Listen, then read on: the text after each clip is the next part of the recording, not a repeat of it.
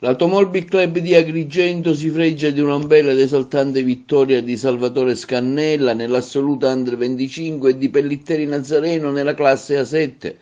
Diversi piloti licenziati dell'Automobile Club di Agrigento che hanno partecipato alla finale nazionale di Coppa Italia al Rally AC Sport questo fine settimana al Rally del Lazio Cassino Pico, due titoli conquistati dal sodalizio della Valle dei Templi, uno messo a segno dal giovanissimo talento di Mussomeli Scannella, che con impegno, serietà e dedizione allo sport continua il suo percorso formativo, e l'altro conquistato dal pilota di Castel Termini, che con la sua esperienza è riuscito a mettere il sigillo nella classe A7.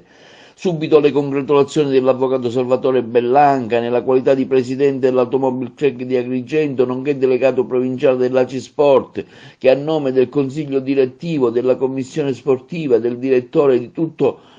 l'Automobile Club ha voluto complimentarsi direttamente con i neovincitori. Non possiamo che essere orgogliosi per i risultati ottenuti dai due licenziati dal nostro sodalizio, ha dichiarato il presidente Bellanca, che portano lusso al nostro amato sport non solo a livello provinciale e siciliano, ma anche a livello nazionale. Siamo sicuri, continua l'avvellato Bellanca, che l'esperienza di Pellitteri e il potenziale di Scannella porteranno altri successi che daranno lustro al nostro ente, che ha sempre avuto una particolare attenzione per i propri licenziati. I complimenti vanno anche a tutti gli altri licenziati dell'Automobile Club di Agrigento che hanno partecipato alla finale e che purtroppo non hanno centrato l'obiettivo che avrebbero meritato.